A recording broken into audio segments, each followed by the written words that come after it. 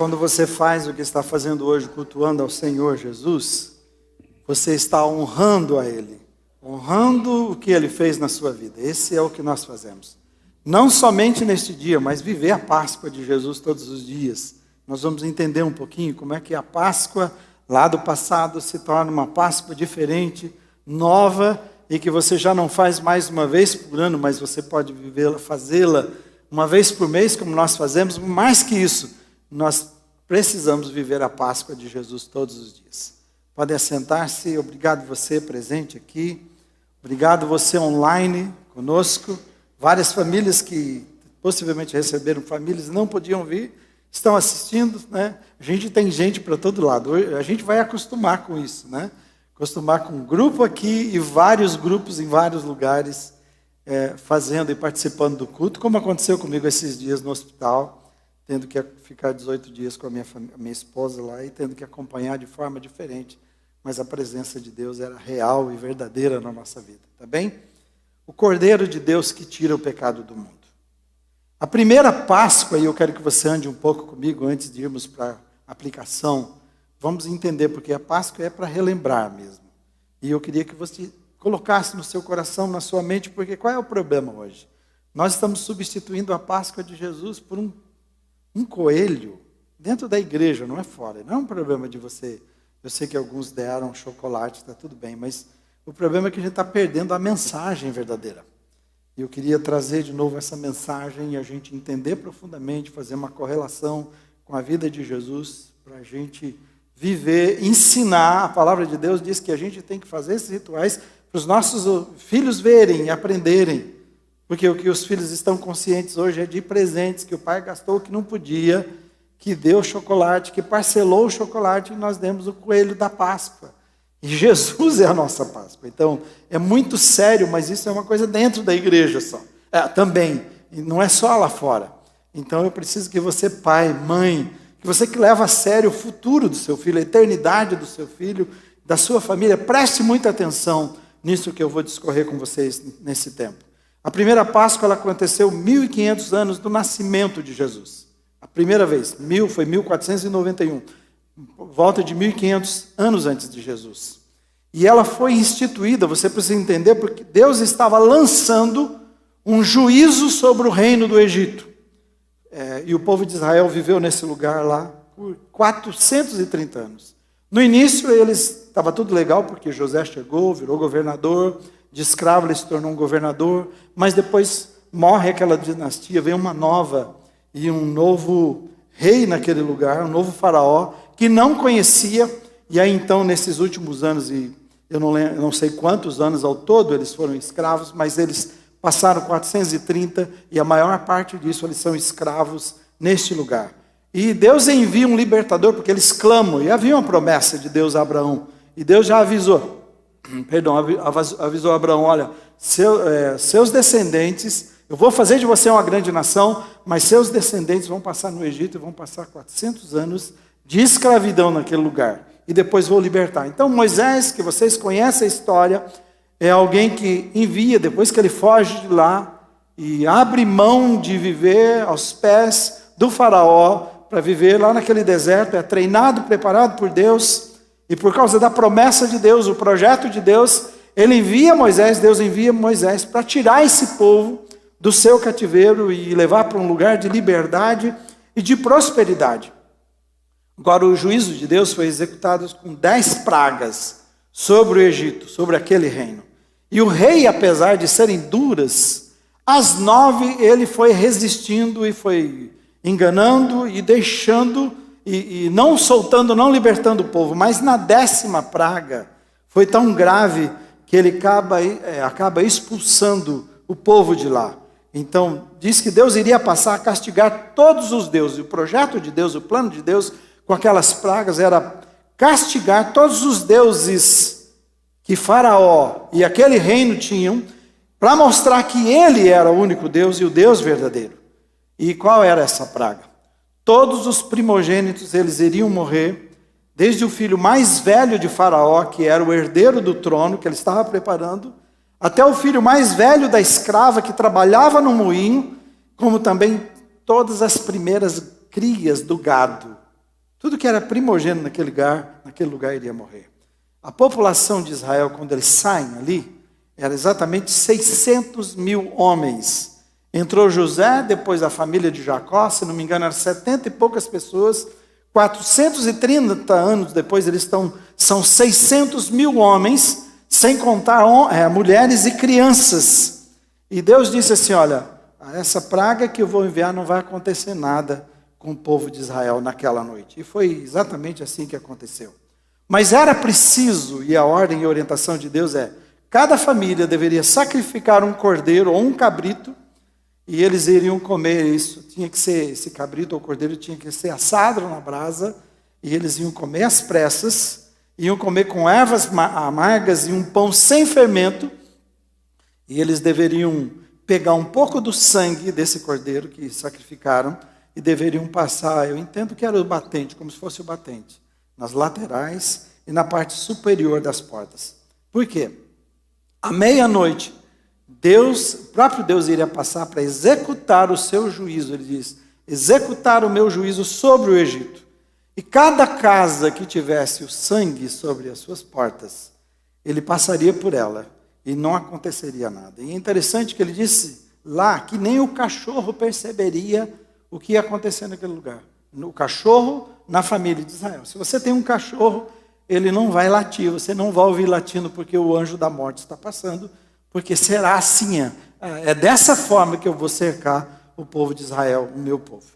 E depois dessa tragédia de morte de todos os primogênitos daquele reino, diz que o rei, agora, ele expulsa, e então Israel sai rumo a Canaã, que era a terra prometida a Abraão, que eu acredito que era há mais de 2.000 anos atrás, antes do nascimento de Jesus, que havia feito. Então, o encontro de Deus, dizendo para Abraão, que você conhece a história, que não tinha filho, não podia ter filho, nem ele, a sua esposa, ela é estéril, e depois ele com 100 anos tem esse filho, e vira essa nação toda. E daí então, eu quero que você entenda, vem a Páscoa, e é Deus quem estabelece a Páscoa, ele diz como era o rito da Páscoa, como deveria ser. Anualmente eles iam fazer uma festa, e essa festa seria de comemoração, chamado Páscoa, um ritual de lembrança. Ele está dizendo, é assim que Deus está afirmando, de lembrança como ele passou sobre as casas dos israelitas e no Egito, e poupou essas casas quando matou os egípcios. Ele disse, isso é uma lembrança, é um memorial, e vocês vão repetir. Eu estava vendo algumas coisas para organizar na nossa mente, para ajudar você a ver. Então, primeiramente, a Páscoa era uma festa. Lembre disso, é uma festa. Deus estabeleceu uma coisa tão complicada, que era ser escravo, mas agora a libertação. Então, vocês vão fazer uma festa anual. Ele deu o dia qual seria. Ele disse quantos dias seriam e como seria, o que aconteceria. Eu quero que vocês celebrem uma festa. E essa festa, ele diz, vai ser um rito de recordação. Vocês vão lembrar perpetuamente. Pode ver que termina aquela Páscoa, uma nova Páscoa de Deus estabelecida, termina, mas continuamos fazendo até a volta de Jesus. Ele diz, será perpétuo. Ele diz, um rito de recordação, para lembrar, eu livrei vocês com mão forte do Egito. E ao fazerem, também ele estava dizendo assim, vai provocar nos filhos de vocês. Cada vez que vocês fizerem essa festa, por isso aí o problema hoje. Um problema hoje, um parênteses aqui. Se nós não fazemos esse ritual, não só nesse dia, mas sempre, se a nossa vida não for um ritual para os nossos filhos, um ritual de honra a Deus, de dependência de Deus, de amor a Deus, nós estamos gradativamente aceitando o que o mundo está colocando e ele está mudando os nossos valores, nós aceitamos. E os nossos filhos e as nossas famílias vão ficar mais conscientes dos valores do mundo. Se você perguntar hoje, numa grande maioria de filhos de evangélicos, a primeira coisa que eles vão dizer da Páscoa, eu sei que tem muitas exceções, graças a Deus, mas a primeira coisa que vem à mente é um coelhinho com ovo. E coelho nem bota ovo, e ele próprio é indignado sobre esse negócio, né? Ele próprio é indignado. Então, quando fizessem a festa, deveria provocar nos seus filhos essa pergunta, por que isso? Por que o Senhor está fazendo isso? Por que a nossa família faz essa cerimônia? E aí então eles estariam passando de geração em geração, contando o que houve, que foram libertos com mão forte, com a ação de Deus na vida deles lá no Egito. Um dia foram escravos. Também, em terceiro, era um rito com significados espirituais. Porque algumas coisas envolvidas, como pão, um pão sem fermento, ervas amargas e um cordeiro. Essas são as três coisas que estavam envolvidas. E o sangue derramado. E cada um deles tinha um sentido espiritual. E que eles, na época, eles não entendiam completamente isso. Isso vai ficar muito mais claro depois. Mas eles entendiam. Deus mandou a gente fazer esse ritual e nós vamos fazer em obediência. Para eles tinha um sentido, para a gente é muito mais aguçado. E por último, acima de tudo, um rito com significado, e isso eu coloco assim, meu jeito de expressar, um significado oculto e ultra superior, porque apontava para o Filho de Deus que viria no futuro e eles nem imaginavam que Deus faria uma ligação com isso e que isso aconteceria. Eles mais à frente sabiam que viria o Cristo que libertaria, mas não entendem que seria assim. E foi pensando nesse significado oculto ao povo de Israel, que eu chamo de ultra superior, 1500 anos depois vem João Batista. E eu preciso que você entenda, 1500 anos quando chega Jesus.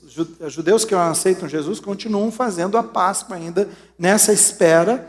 Nós passamos por uma nova realidade. Mas até Jesus, então significa que 1500 vezes foram repetidas e o povo passou por essa experiência.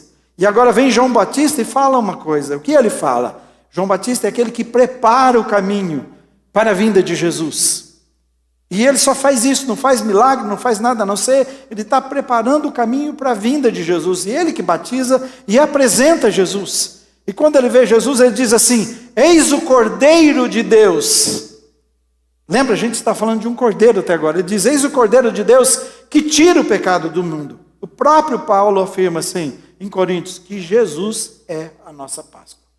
Então não é o pastor Israel que está fazendo uma viagem, não é a igreja que inventou isto para criar um evento para a gente trazer as pessoas ou ganhar dinheiro, como alguns fazem.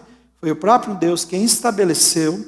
E tudo, você pode ir desde Gênesis, desde aquele sacrifício que houve com peles que deviam cobrir Adão e Eva do seu pecado, ou da fala de Deus dizendo assim, vocês serão inimigas, a mulher e a serpente, e ela diz assim, a serpente ferirá o calcanhar do seu descendente, e o seu descendente pisará a sua cabeça. Era Jesus. Tudo aponta para Jesus.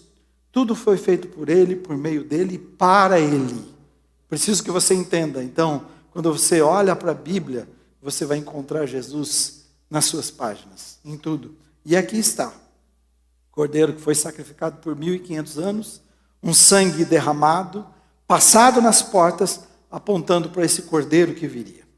Assim como um libertador, que é Moisés, ele foi enviado para o Egito, no poder de Deus, e fez todos aqueles sinais.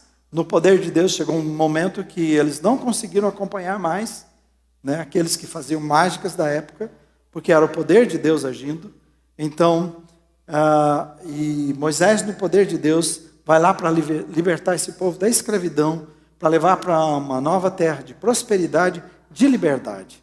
E diz que eles foram livres da morte. Por quê? Por causa do sangue que foi passado nas portas, para identificar a família que era do povo de Deus. Então, aqui está o povo de Deus, e onde está o povo de Deus, o anjo iria passar direto, iria para aquele lugar que não havia sangue. Então, assim foi a instituição da Páscoa.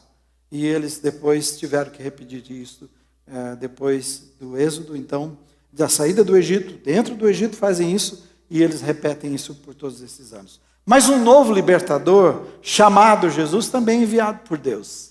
Um libertador, Moisés, para tirar o povo da escravidão, e agora um libertador, Jesus, enviado também para livrar agora da escravidão do pecado. O grande problema, que como aconteceu com aquele povo, que eles preferiam ser escravos. É bom você entender que muitas pessoas dizem não a Jesus, porque preferem ser escravos e viver essa vida sem a presença, sem o poder, sem experimentar aquilo que Ele pode fazer nas nossas vidas. É interessante isso. Espero que a sua vida, que esse culto, que essa mensagem faça diferença. E a gente entenda então. O poder que fez muitos milagres. Você conhece a história de Jesus. Milagre após milagre, vida após vida que ele tocou. Pessoas que ele ressuscitou. E o maior milagre depois da sua própria ressurreição. Esse poder que ressuscitou a Jesus dos mortos. É o poder de Deus que diz, é o libertador que vem. É o poder que pode mudar, nos libertar, mudar a nossa história de pecado. Então, da mesma forma que Israel, o povo de Israel foi obediente em seguir a orientação de Deus, o plano de Deus de libertação deles, que era passem, sacrifiquem o cordeiro e passem nas suas portas, ou nas portas das suas casas, o sangue. É preciso hoje que cada pessoa, nos nossos dias, queira ser liberta também da escravidão do pecado e aceite o sacrifício que Jesus fez por nós, que ele fez pela humanidade, que é o que Jesus, que o próprio Deus, Deus Pai, estabeleceu. Essa é a maneira que vai aplacar a minha ira, resolver o problema do meu juízo sobre a sua vida, que é o sangue do meu filho na sua vida. Então, aceitar e crer que o corpo de Jesus foi entregue, tudo aquilo que ele passa, as marcas, né? O sofrimento, a dor, tudo que ele passou foi por causa de mim e de você. O sangue derramado é por causa de nós. Então, Jesus é a nossa Páscoa. E por isso nós estamos celebrando hoje. O profeta Isaías profetizou 700 anos. Passaram-se 700 anos, pouco mais, né? 800 anos passaram.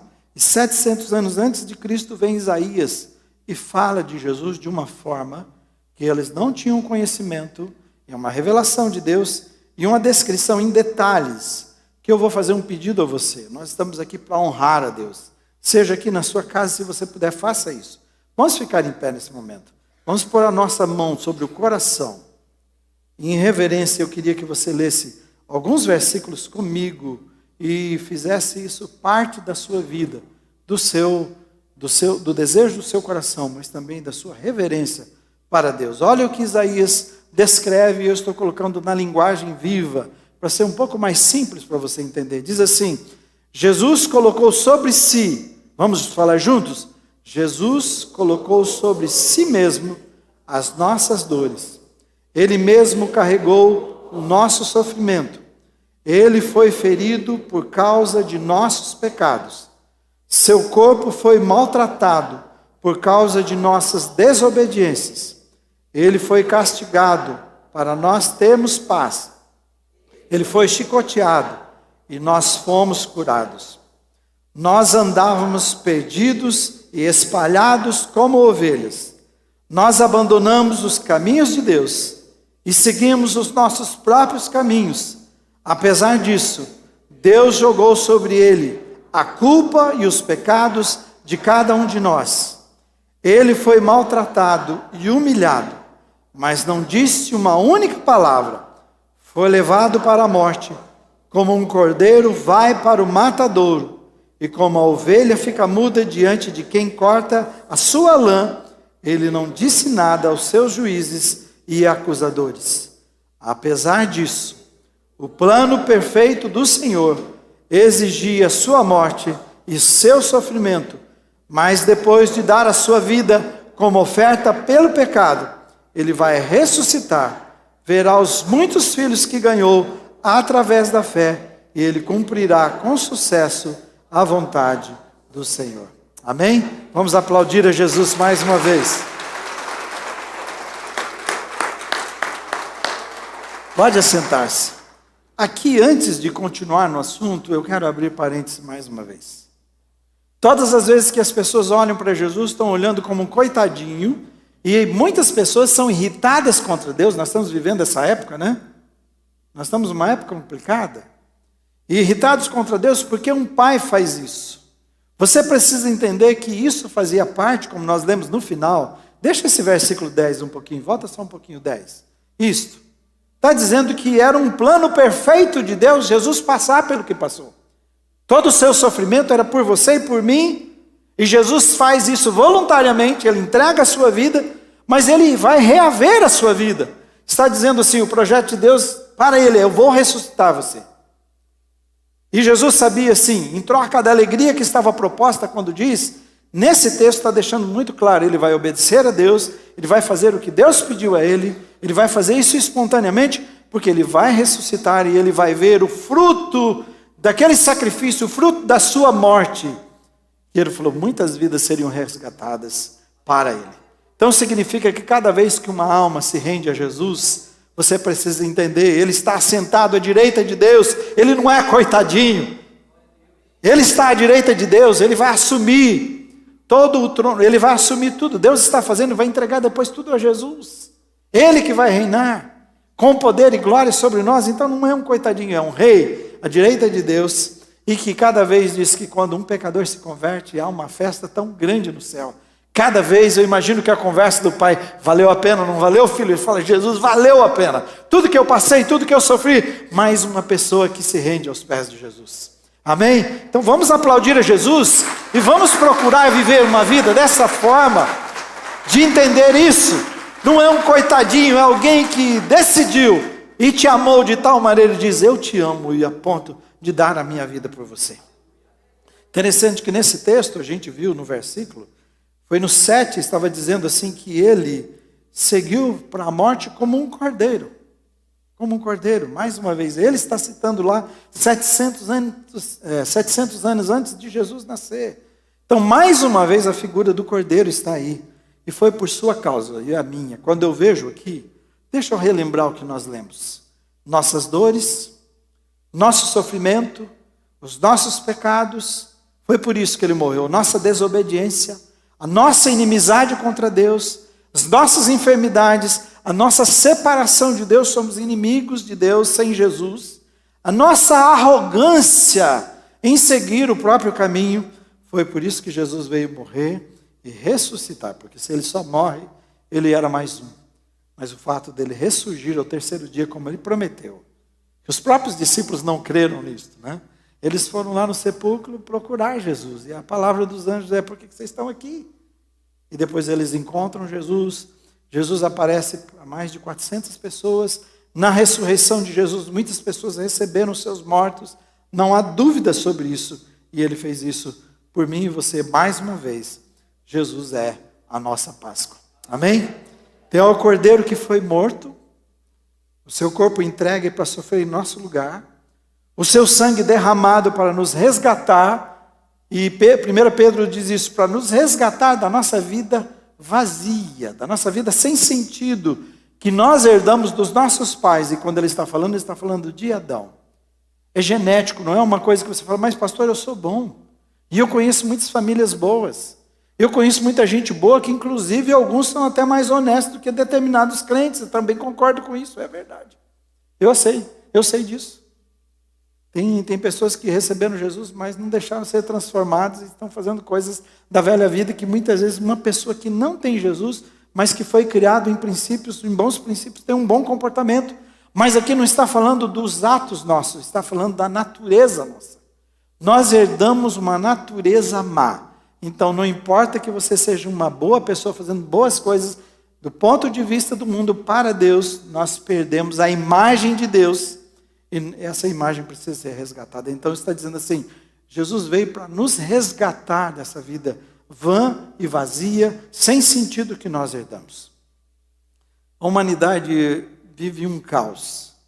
Hoje, em todas as áreas, na cultura, na família, na política, seja política nacional, internacional, você vê isso, né? Na economia, na moral, nas emoções, nas relações interpessoais, na relação com a própria natureza, na espiritualidade. E todo esse caos, porque o homem escolheu seguir o seu caminho, como nós vimos aqui. E hoje é o que nós vivemos. Você não ouve. Está certo que eu também questiono determinados pastores, feitos em fundo de quintal, é sério isso, né? Mas aqueles homens que são verdadeiros homens de Deus, de verdade, não estão sendo chamados hoje para dizer sobre a moral, sobre o que é certo ou errado. Vamos chamar um youtuber, vamos chamar um influencer, vamos chamar um artista, vamos chamar, seja lá quem for, quem é que tem influência, quem é que a sociedade aceita. Então a igreja e o reino de Deus e os valores de Deus têm sido deixados, por isso nós estamos chegando onde estamos chegando. É assustador a vida que estamos vivendo e onde nós vamos chegar, porque cada um segue o seu caminho. Deus está sendo proibido em todos os lugares.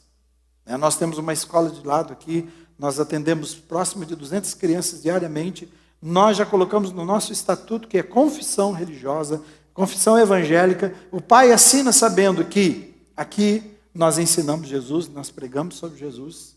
Estou até feliz que a Diacre já, com ajuda aí, já montou algo especial e as crianças receberam e aprenderam. Juliana dançando, João tocando, foi um negócio que deve ter sido especial para as nossas crianças, aleluia. Por isso, aprendendo sobre Jesus, nós atendemos diariamente aqui. Eu louvo por isso, louvo a Deus por podermos fazer isso, mas está sendo proibido cada vez mais falar sobre Deus. Palavra de Deus, os valores de Deus. Por enquanto eu posso me reunir com vocês agora. Por enquanto a gente pode, tem o YouTube, como a gente faz gratuitamente, mandando para todos os lugares, mas você sabe o que está acontecendo. Daqui a pouco falar sobre Deus, caçam você. Como é que eles usam a palavra lá? Quando alguém erra, eles estão fazendo o quê? Cancelam você, essa é a palavra. Então estão cancelando quase tudo, então eu quero que você se prepare para isso. É assim que o mundo vai. E se os cristãos continuarem como nós estamos, crescendo em número, mas não crescendo em vida e espiritualidade, os evangélicos do Brasil, então não vai mudar o nosso país. E a gente não precisa pôr presidente salvo lá em cima, não. Não é assim que Deus age. Deus quer o seu coração transformado.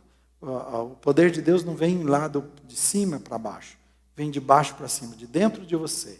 Você muda, sua família muda, cada um de nós vamos mudando. Eu não tenho nada com quem gosta de política, quem é político, inclusive no bom sentido, precisamos orar por eles, eles fazem leis, eles dirigem, tá bom, mas a igreja não pode se perder no meio disso tudo e se apequenar e se filiar a isso e tentar fazer o reino de Deus a partir disso. O reino de Deus se faz através da sua vida transformada, da minha transformada.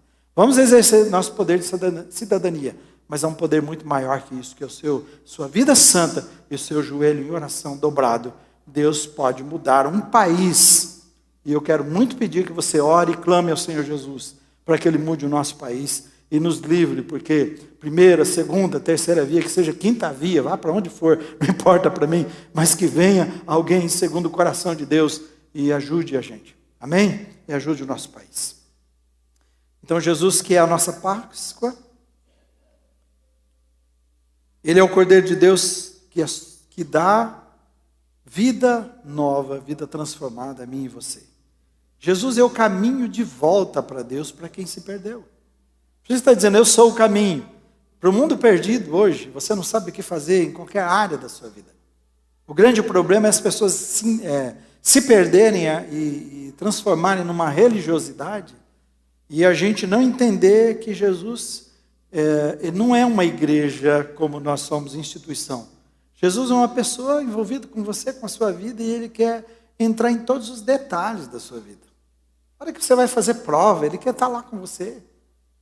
A hora que você vai tirar a sua carteira de motorista, que é um dos problemas, o que é de gente que pede oração para isso, me ajuda, que desespero para muitos. Ele quer ir lá com você, se você quiser. A hora que você vai escolher, puxa vida, eu gosto daquele rapaz, eu gosto daquela moça, como é que eu faço? Tudo. Eu tenho uma decisão importante demais para fazer agora. E agora o que eu faço? Jesus quer estar envolvido nessa decisão. Quer orientar você, eu quero fazer uma compra agora, eu quero fazer uma viagem agora, planejamos um filho. Deus quer, Ele planeja, Jesus quer viver com você, uma pessoa para relacionar, para estar constantemente nas coisas mais simples da sua vida, Ele quer celebrar com você. Quando a gente entende, então, aí é Jesus esse caminho de volta para Deus, que vai além de qualquer religião. Jesus só quer isso, te levar de volta para Deus, para a gente poder experimentar essa vida maravilhosa que Ele tem, porque Ele diz assim, eu vim para que tenha vida e vida com abundância. O mundo está morto nos seus pecados, seguindo cada vez por um caminho mais perigoso, o caos vai ficar pior do que ele já é, mas Jesus quer levar você para essa vida abundante. Preste atenção numa coisa, e eu estou perto de encerrar. Assim como o juízo de Deus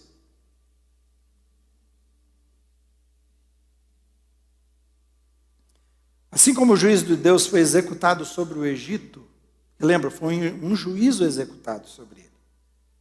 Para quebrar aqueles deuses, para anular aqueles deuses que eles criam, e para mostrar que ele é o Senhor. E o povo de Israel só foi salvo por causa do sangue do Cordeiro, a obediência. Também o juízo de Deus está sobre cada um, sobre toda a humanidade.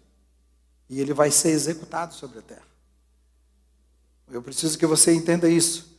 E o juízo de Deus vem através do Filho. Ele veio para salvar. Mas também, ao mesmo tempo, aqueles que rejeitam esse plano de Deus e não aceitam Jesus e o sangue de Jesus e a sua vida, a Bíblia diz que já está condenado. O juízo de Deus já está declarado sobre toda a pessoa. E por mais que seja uma notícia difícil, mas você precisa ouvir de mim, porque é de mim que você precisa ouvir. Jesus, a palavra de Deus está registrada dizendo assim: aqueles que não receberem o Filho, aqueles que rejeitaram a solução de Deus sobre o seu juízo que está sobre o seu julgamento sobre o mundo, então já está condenado. Não tem que haver um tribunal para definir sobre isso, já está condenado. Mas também sobre o juízo de Deus, aqueles que crerem em Jesus, que receberem a Jesus como um Filho de Deus, que reconhecerem que é o Filho de Deus, ele diz, já está livre dessa condenação, já está salvo. Tem a garantia de vida eterna, perdão dos seus pecados, por causa do sangue, por causa da vida de Jesus que ele deu por nós.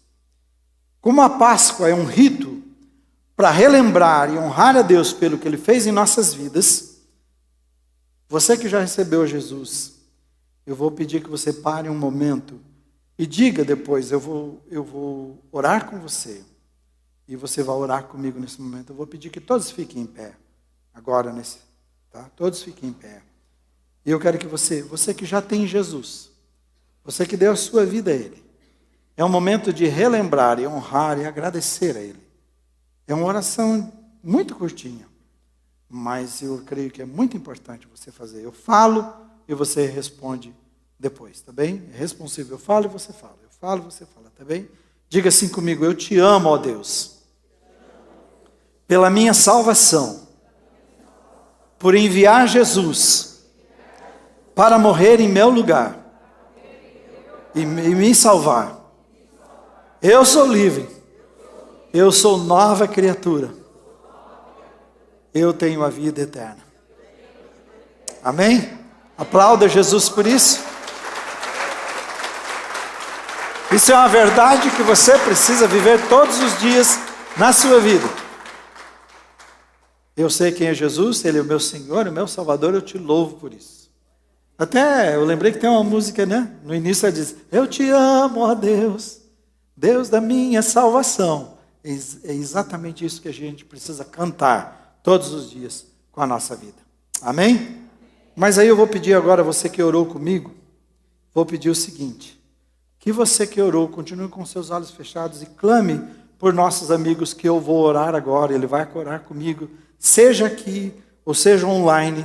A pessoa que ainda não recebeu Jesus, que não convidou, não estou dizendo, deixa eu explicar, sempre faço isso. Eu sei que você gosta de Jesus, eu sei que você possivelmente respeite Jesus, mas não é isso. Jesus não precisa disso. Jesus precisa de uma coisa: o que Ele espera de você é que você olhe para Ele e convide-o para ser Senhor e Salvador da sua vida. Se você não tem esse dia, você não tem essa experiência, você não tem experiência com Jesus. Estou falando com você aqui, hoje aqui presente, com você online.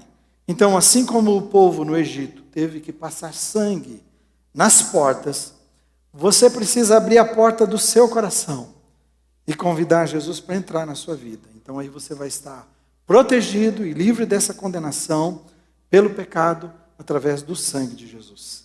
Eu quero perguntar, todos os seus olhos fechados agora, se você deseja fazer isto, você que ainda não convidou Jesus, eu queria convidá-lo a fazer uma oração comigo, também simples e curta como essa. E depois você vai comunicar para mim, né? Tem endereço aí, você está vendo, mas também tem um telefone que é o 4333360699, que você vai dizer: eu orei, eu recebi Jesus, e aí a gente vai entrar em contato com você, tá bem? Agora você que está aqui, se você quiser, eu te convido a vir à frente e a gente vai orar com você. Deixa eu perguntar, alguém assim, eu quero convidar Jesus para entrar na minha vida hoje? Se alguém assim, ou alguém que quer voltar para Jesus hoje, que dia melhor do que esse, né? Falei, eu ouvi a voz de Jesus, eu quero abrir meu coração. Você não vai fazer nada demais. A gente não vai cobrar nada de você. Só você convidar Jesus para entrar no seu coração e dizer assim, de hoje em diante eu quero que Ele seja Senhor e Salvador. Alguém assim, levante a sua mão e venha até aqui, alguém vai acompanhar você.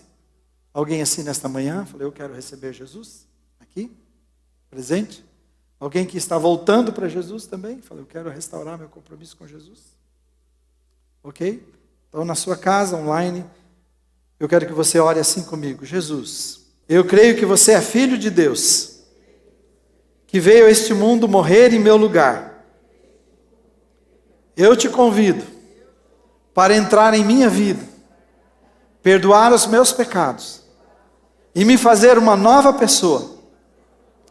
Obrigado, Jesus, por me aceitar do jeito que eu sou e vir morar no meu coração. Amém?